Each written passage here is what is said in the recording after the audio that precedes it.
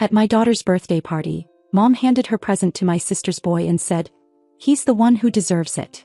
My kid looked at me eyes wide. Did I do something bad? I hugged him. No, buddy. Grandma just forgot who's been paying for her roof. The next month that roof started leaking and my phone wouldn't stop ringing. My mom ruined Eden's birthday. No exaggeration, no drama, she actually ruined it. And what made it worse was that she did it on purpose.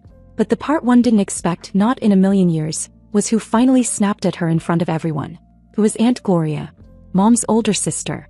Usually the first to keep things civil, the one who'd rather cut the tension with a joke or disappear into the kitchen than confront anything head-on. But this time she didn't hold back. This time she was the first to blow up. The party was going perfectly until then. Eden had waited weeks for it. She'd made her own paper invitations, glued glitter all over them, picked a panda theme, she's obsessed, and even helped decorate the cupcakes. She had on this little purple dress she picked out from Target. She was beaming all morning. I hadn't seen her that excited in a while. Everyone showed up. My sister Jenna, her husband Tom, their son Caleb, my cousins, some of Eden's classmates, and of course my parents. I was actually hopeful, which is rare with my mom in the mix. We had just finished singing Happy Birthday. Eden leaned over, blew out her candles, and started looking around for her presents. One by one she unwrapped them, doll clothes, books, a little art set. Then my mom came out of the house carrying this massive gift bag, glossy pink with white bows, glitter everywhere, a card attached with a little silver clip. Eden gasped. She ran toward her. And then Mom stopped her with a hand and turned away. She walked right past Eden and handed the bag to Caleb. "This is for someone who really deserves it," she said. Loudly. With that fake sweet voice she uses when she wants to embarrass someone but still look like she's being generous. Caleb looked confused. Even he knew this wasn't right. My sister said nothing, just gave this half smile like she didn't want to get involved. Eden froze. She looked up at me and whispered, "Did I do something wrong?" And before I could answer, Aunt Gloria stood up and said, "What the hell is wrong with you, Linda?" The entire yard went silent. All the kids stopped. Even the music paused for a second like it knew to get out of the way. Mom blinked like she didn't get it.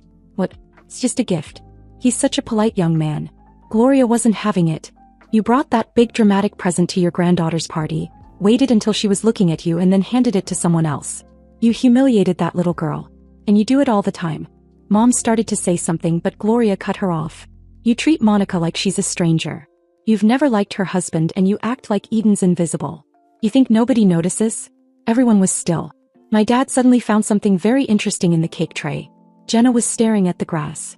Tom stepped back like he was just here for the hot dogs. And Caleb looked like he wanted to crawl under a table. I bent down and told Eden she didn't do anything wrong.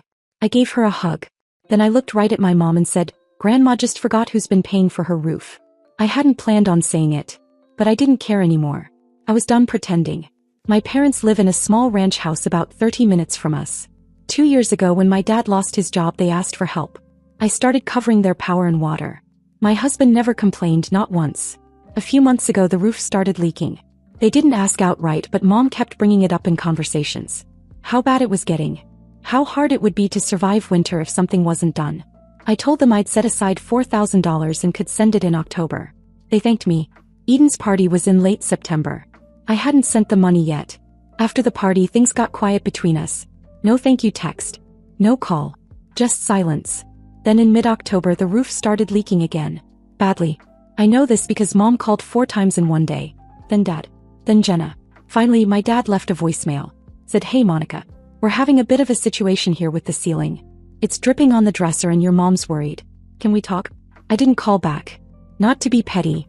Not to be cruel. But because I realized something. I'd spent years trying to earn a version of love they were never going to give me. I kept hoping if I helped more, gave more, paid more, they'd finally treat me and Eden like we mattered. But that birthday showed me exactly how much that was worth. And I was done paying for it. After Eden's birthday there was nothing. Not even a fake, "Thanks for inviting us" message. No photos shared. No emoji-filled comment on the cake. Just silence. The kind that doesn't feel like peace. More like a standoff. Cold. Deliberate. Heavy. I think they were waiting for me to reach out first like I always did. To patch things up. To play dumb and pretend it didn't happen. But this time I wasn't going to. Not after watching my daughter try to figure out if she was somehow less than her cousin because of how her grandma looked at her. Or didn't. 2 weeks passed. Then came the voicemail from my dad. His voice was low, careful, almost like he was trying to keep a sleeping dog from waking up in the next room. "Hey Monica. We've got a bit of a situation. The roof's gotten worse. Your mom's worried. It's dripping onto the dresser now. Just wondering if we could talk. He didn't mention the money directly. He didn't have to. We both knew what this was about. Back in August, I had told them I'd help with the repairs. They needed about $4,000 to fix the roof. Water damage was starting to show. I told them I'd send the money in October. I had it set aside. It was supposed to be a no-brainer. But Eden's birthday happened at the end of September. And everything changed. I never sent it. And I didn't tell them I wasn't going to. I just let the deadline pass. I waited. Then the text started. Mom didn't text me, of course. She never does when she's angry. She lets other people carry her messages. So Jenna called. And she didn't waste time. Mom says the roof's leaking over the kitchen now, she said. Dad's been putting down buckets. It's bad. I didn't say anything. You are still sending the money, right? I said no. Silence. You said you would, she snapped. I changed my mind. Another pause. This time longer. Then she said, you're really going to let them live under a leaking roof because of a birthday party? And there was the line. The excuse they'd all agreed on. That it was just one little moment, just one small choice. No big deal. But they didn't see Eden's face. They didn't hear her whisper, did I do something bad? This wasn't just about a birthday. It was about every birthday. Every visit. Every chance my mom had to look at my daughter and see her the way she saw Caleb. With pride. With softness. Love. And she never did. So I told Jenna exactly that. I'm done paying for people who pretend my daughter doesn't exist. I didn't raise my voice. I didn't cry. I just said it and I hung up. A few days later I got an email from my mom. Not a text. Not a call. Not even a voicemail. Just one sentence, no greeting, no sign off. We didn't raise you to be this ungrateful. Ungrateful. After years of sending money without being asked. After covering bills they were too proud to admit they couldn't afford. After doing everything they never did for me when I was struggling. That was the word she chose. It took everything in me not to reply. December came fast. So did the rain. The kind that doesn't stop. Slow, steady, the type that makes you stare at the ceiling wondering what's going to collapse first. Then the second wave of messages hit. My dad texted. My sister called again. She sent a photo this time. Brown stains dripping down their kitchen wall like something was bleeding behind it. She wrote, they're going to have to move out if this keeps up. I didn't answer. But the guilt didn't hit like I thought it would. That gnawing pressure I used to feel? It wasn't there. Not anymore. Because deep down I knew they still thought I'd cave. That I'd see one photo, hear one panicked voicemail and come running. They didn't realize I was done. Not angry. Not emotional. Just done. And they weren't ready for what that actually meant. By mid-December the tone of everything changed. It wasn't just silence anymore. It was panic. You could feel it in the way people called. Not once but twice. Then again. You could feel it in the way they stopped pretending. No more fake politeness, no more guilt-wrapped manipulation. Just raw desperation. I got a message from Jenna first. Oh hi, no small talk. The ceiling in the kitchen is bowing. Dad says he can hear the wood cracking when it rains. I didn't answer. That same week Daniel and I picked Eden up from school. She had made this clumsy little ornament in art class. Glitter, popsicle sticks, glue. She gave it to me in the car and said we can hang it at Grandma's, right? We always put one on their tree. Daniel looked at me. I didn't say anything for a moment. Then I told her we'd be spending Christmas at home this year. She didn't ask why. She just stared out the window for a while and said because of what happened at my party? It gutted me. She hadn't forgotten. And more than that, she understood. Even at 7 years old. We stayed home for Christmas. I cooked. Daniel made hot chocolate. Eden helped me string lights around the stairs and stayed in pajamas most of the day. No one called. Not a single message came through from my parents. The family group chat was dead. I don't know what I expected. Maybe a last-minute apology. Maybe something pretending to be peace. But there was nothing. Then 5 days after Christmas Mom called. The name popped up on my phone around 10:14 p.m. I didn't pick up. I listened to the voicemail the next morning while making coffee. Her voice wasn't sharp or sarcastic. It sounded tired. Mom, I don't understand how you can turn your back like this. After everything we've done for you. You can't even pick up the phone? I hope you're proud of what you're doing to this family. It was always like that. Somehow I was the one destroying the family because I refused to keep funding the illusion. Because I stopped pretending they were treating Eden fairly. Because I decided to stop pouring money into a house that never felt like a home. The roof money still hadn't gone out. That week it started raining again. Steady, heavy rain that didn't let up for 3 straight days. Jenna texted again and this time she included photos. Brown watermarks across the kitchen ceiling. Towels on the floor. A pot catching water from a leak above the fridge. She wrote, "They're going to have to move out if this keeps up." I didn't reply. Then came January. And with it something I didn't expect. My dad showed up. It was late afternoon. Daniel had just gotten home and I was clearing out some boxes by the door when I saw a silver car park across the street. I recognized it immediately. My dad didn't get out right away. He just sat there with the engine running. Daniel came in and I told him to take Eden upstairs. No questions. He knew the look on my face. Eventually my dad stepped out. He walked up with a file folder in his hand, edges damp from the air. He looked older.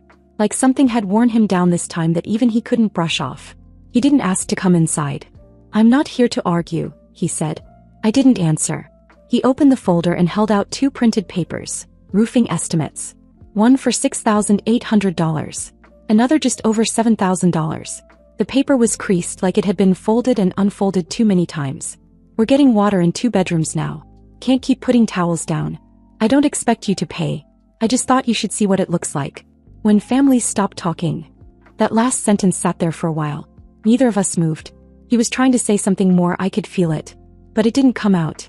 He turned to leave. No guilt trips. No speech. But as he walked away, I saw something shift in him. For once, he wasn't just there to smooth things over. For once, he didn't pretend like everything was fine. That night, I got an email. Not from Mom. From him. Subject: Eden. Body: "You were right. We failed you. I failed you. I should have said something years ago.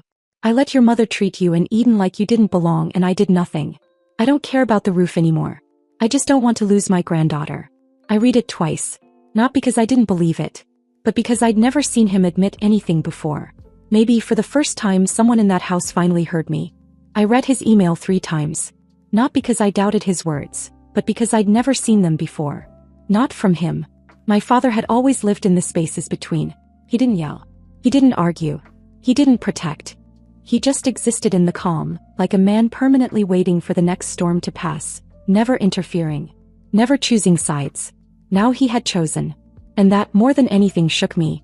But I still didn't respond. A lifetime of silence doesn't get erased by one email, no matter how honest. I didn't trust it yet. Not fully. 3 days later, Jenna texted me. The message was short. "Can you talk? It's not about Mom." That part caught my eye. We hadn't spoken since the last fight about the roof. I hesitated for a few hours, then called her that night after Eden was asleep. Her voice was quieter than usual. Tired. Not angry. Not defensive. "I didn't know you were paying the bills," she said. "I didn't know how long it had been going on. Dad told me." I didn't say anything. I wasn't interested in watching her catch up. Then she said something that stopped me. "Mom applied for a reverse mortgage. Behind Dad's back." I sat up. She didn't tell anyone. I found the paperwork. In her desk drawer. The envelope was already open. I asked what it was for. She was going to fix the roof. Pay off the car debt. Maybe redo the bathroom. But she never planned to tell Dad. She'd already had a meeting with someone from the company. There was the truth. She hadn't wanted my help, not really. She'd wanted control. The money, the house, the credit for fixing it all. The roof wasn't the problem. It never had been. She listed Caleb as her emergency contact, Jenna said. Of course she did. Dad found out yesterday. He lost it. Jenna told me he confronted her. She denied it at first. Said it was just exploratory paperwork. But when he saw the second letter, the one with a scheduled home inspection, he packed a bag and left. No fight. No grand scene. He told her he was going to stay at Jenna's for a few days. I couldn't imagine it. My father walking out. Not after everything he'd swallowed over the years. But apparently he had reached his line. "Monica," Jenna said quietly, "I think she finally pushed him too far." That night I got another email. Subject: Eden's birthday. From Dad. "I don't know if I can fix what I let happen. I didn't protect you and I didn't protect Eden. I let your mother control too much. I stood by too long. But I want to change that. I want to see her. I won't bring your mother. Just me. I'll come to you. Anywhere, anytime. I just want a chance." There was no guilt tripping. No mention of the roof. Not even an apology for asking. Just a quiet, desperate kind of hope. And maybe that's why it felt real. I sat with the message for a long time. Then I wrote back. "Next Saturday. 3 p.m. park by our house. If it rains, the library cafe across the street. Just you. I mean it." He replied within 20 minutes. "I'll be there."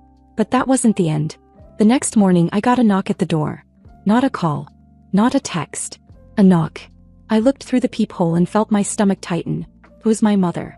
Standing on my porch, alone, arms crossed, with a manila folder in her hand. She rang the doorbell again. I didn't open it. I stood behind the door, barely breathing. She rang the bell again. I hadn't seen my mother face to face since Eden's birthday. And even then she barely looked at me. Just moved through the party like she was the star, smiling for the relatives, dropping gifts like crumbs.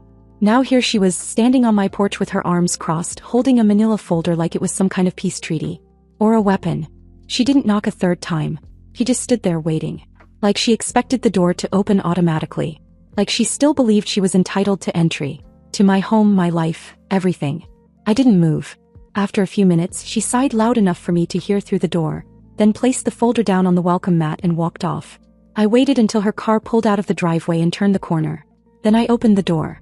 The folder had one sheet inside. A letter. It wasn't handwritten. It was printed like she didn't want to risk the vulnerability of a pen. At the top in bold. To my daughter Monica. No, dear Monica.